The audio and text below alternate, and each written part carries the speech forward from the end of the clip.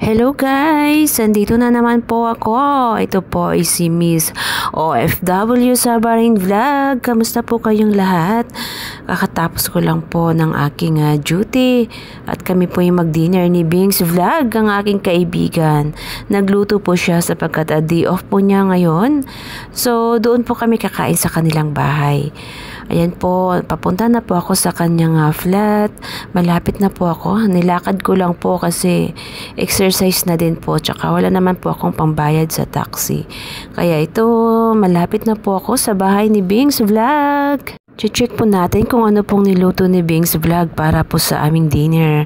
Kaming dalawa lang po ang kakain sa kanyang bahay. Si Bings Vlog po ay mahilig talaga siya magluto. Mga lutong bahay po. Ayan, hindi namin may miss ang mga pagkain sa Pinas kasi magaling po magluto si Bings Vlog. Hindi po siya matipid sa sarili pagdating po sa pagkain. So, andito na po ako sa kanyang building. Ayan, paakyat na po ako sa kanyang flat. Ayan po, andito na ako at kami kakain na. Ayan, pumasok po ako. Sa loob na ako ng elevator. Ayan, ako'y gutom na po. Galing pa akong trabaho. Oras po dito sa Bahrain ngayon is 7:15 po ng gabi. Kaka-out ko lang din po kasi out ko po from work is 7 o'clock po. Kaya ito, andito na ako. Lumabas na ako ng elevator. Ayan, meron pa siyang paakyat po papuntang rooftop nila. So, andito na ako sa flat mismo ni Bings Vlog. Ayan, andyan na nakabantay ang kanyang tatlong alaga. Ayan, tatlo po sila nakaabang. Mababait pong mga yan. Ayan, naka-behave lang po sila pag may tao din. Ang ganda ng mga halaman ni Bings Vlog. Ayan, yan yung gusto ko talaga dito, yung mga halaman niya. Kaya minsan dinadala ko din po yan. Kaya lang hindi nagtatagal sa akin. At ang ganda po ng mga aquarium po niya, mga isda po niya, ba't ibang kulay po, nakaka-relax talaga tingnan. Nakaka-relax sa mata ang kanyang mga alagang isda. Ba't ibang uri ng isda po. Mahilig po siya. Mahilig po si Bings Vlog sa mga anti-stress po. Ayan, yung mga aquarium, iba't ibang isda. Ito, malaki na po yung isda na ito. Pwede na pong pang-prito. Kaya lang pag sinasabi ko kay Bings Vlog na sarap i-prito, nangingiba po ang kanyang mukha. Ayaw po niya. Ito, maliliit lang po sila. Pwede na pong pang-paksiw kapag wala pong pambili ng ulam. Ayan, ang gaganda po. Napakaganda mag-ayos si Bings Vlog. Colorful po siya. Sarap siguro nito kapag ito'y pinaksiw ko. Ayan, ang ganda ng mga alaga niya. Meron pa siyang, hindi ko alam kung anong mga tawag sa mga isdang to kasi hindi pa ako mahilig dito. Ang hilig ko lang talaga ay kumain pero hindi pa ako mahilig mag-alaga ng mga isda at kung ano-ano pa. Hindi tulad ni Bings Vlog, pagpasok mo sa kanyang bahay, puro po anti-stress po ang kanyang mga naka-display. Kaya mawawala talaga ang stress mo. Lalo na itong si Missy, mabait po yan. Lagi pong nakatabi sa kanya si Vicky. At syempre, ang isa pa na napakabait na si Pipay ang kanyang pangalan. Ayan, nagluto pala si Bings Vlog ng patatim. Ayan, patatim to. Napakasarap niyan. Color pa lang, ang sauce pa lang, pwede ng pang-ulam at syempre di mawawala ang daing. Paborito ko po ito. Pag ako po inauwi ng Pinas, ito din po ang lagi kong ulam, ang masarap na daing. At nakaredy na din po ang aming pantulak, ayan. At meron din pong ubi halaya, ayan ba yung tawag dito, di ko alam. Ayan, meron din pong buong manok. Ayan, chicken po siya. Whole chicken po siya. Parang, di ko alam kung anong klaseng luto ang ginawa po ni Bings Vlog. Ayan po, kakain po muna kami. Ayan, yan po ang niluto ni Bings Vlog para sa aming dalawa. Kaya di po namin maubos-ubos yan for sure. Ayan, kain muna kami guys. Siyempre, habang nakain, ayan, pag-usapan namin ng mga buhay ng iba, yung mga buhay ng mga may buhay, pag-uusapan po namin yan hanggang sa matapos po ang aming pagkain. Pareho po kami ni Bings Vlog sa aming muto sa buhay. Hanggat pwede kang kumain ka kasi darating din ang araw na bawal na sa'yo o di kaya masakit na ang iyong tiyan o lalamunan o ngipin pa, hindi ka na makanguya. Kaya hanggat pwede ka pang makakain, kumain ka ng gusto mong kainin. Kain lang, huwag tipirin ang sarili natin kasi mahirap din dito sa buhay. Buhay abroad, mahirap po dito. Kaya kahit ano lang yung ulam, basta't meron pong kanin, okay na po ako doon. Kahit po itlog, sardinas, kahit ano lang, basta't kakain po ako ng kanin at sa tamang oras po. Kasi sa abroad po, wala pong mag-aalaga sa'yo kapag ikay nagkasakit. Naranasan ko din po yan. Kahit po may lagnat ka, kahit di ka po makabangon, kailangan mo pong bumangon at sarili mo lang din ang maghatid sa'yo sa hospital.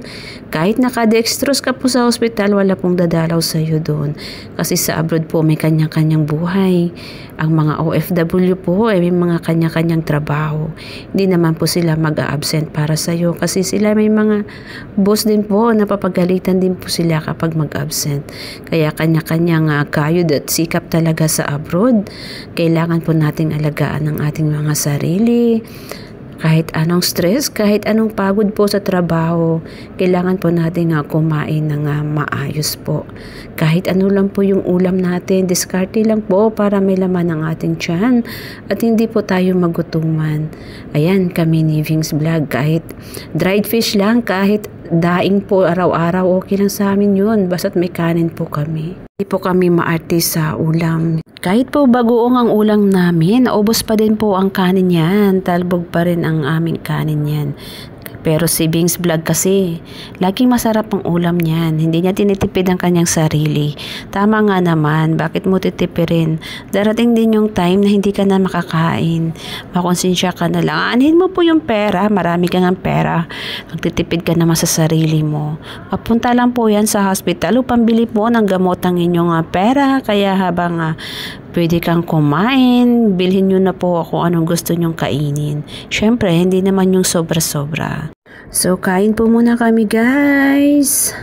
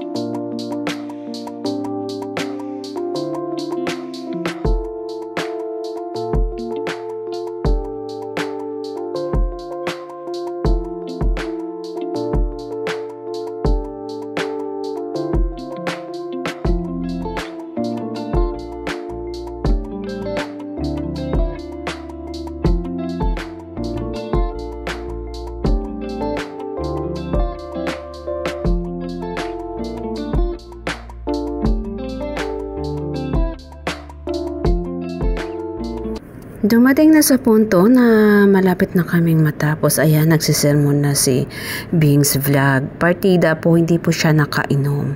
Nabusog lang po siya. Ganyan po siya kapag nabusog. Nagsisermon po siya. Ayan, nagagalit. Parang nagagalit po siya sa akin. Bakit daw ang dami kong kinain? Ayan po, nagagalit na po siya. Ganyan po si Bings Vlog. Hindi po inumin ang nagpapalasing sa kanya. Kapag busog po yun, umanda ka po. Ayan, nagsisermon po sa akin. Kaya todo pakinig talaga ako. Ayan, nakabehave lang po ako kasi nagagalit na po siya. Nakikinig lang po talaga ako kasi balak ko pa pong kumain. Ayan, nakikinig ko. Pinapakinggan ko po siya. Ayan, pero nagpapaalam po ako sa kanya kung pwede pa ba akong kumain. Ayan po, nagsisermon na po siya. Nag-a-action na po ang kanyang mga kamay. Kaya tingnan po natin guys kung paano po ma-stress sa Bings Vlog kapag busog po siya. Joke lang po, mabait po yan si Bings Vlog.